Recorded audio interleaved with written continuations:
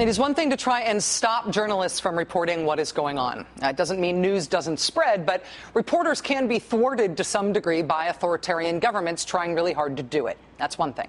It's quite another thing for governments to just make up what's going on out of whole cloth. Iran's government is claiming that a student killed during Monday's huge protests in their country was not a protester at all. He was working for the government, and he was therefore killed by those seditious, evil protesters. Family and friends of the student who was killed told numerous news sources that not only was this young man not part of a government militia, as the government has been claiming, but the young man had actually worked to elect an opposition leader 2 years ago. Today, the Guardian newspaper of Britain reports that government authorities staged the young man's funeral and would not allow his family to attend.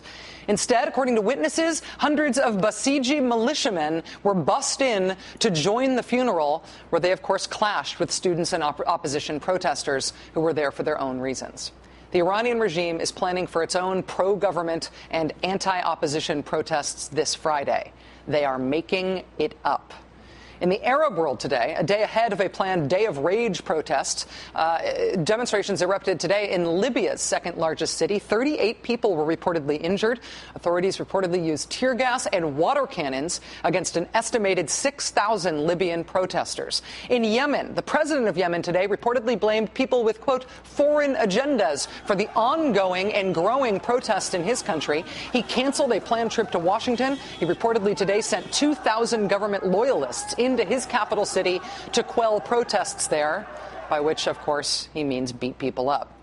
And then there's Iraq, where John McCain assured Americans there would be no protests because we invaded or something. Today, yet another day of intense protests in Iraq. In the southern city of Kut, protesters reportedly peaceably gathered outside the provincial governor's office. But when guards opened fire on the protesters and killed 3 people, the remaining protesters decided, heck with this, and they stormed the governor's office. They set the building on fire and forced the governor to flee for his own safety out the back door.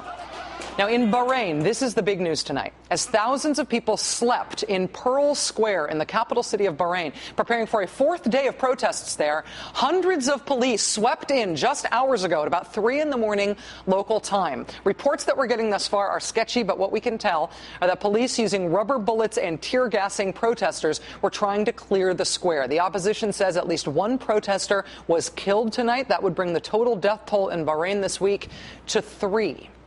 Just as in Egypt, the security forces are not only turning against the protesters, they are turning against the media explicitly.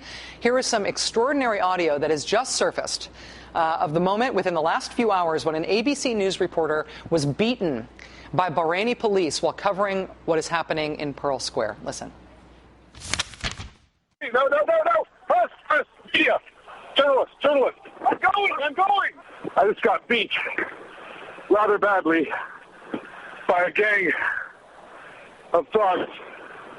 I'm now in a marketplace near our hotel where people are cowering in buildings.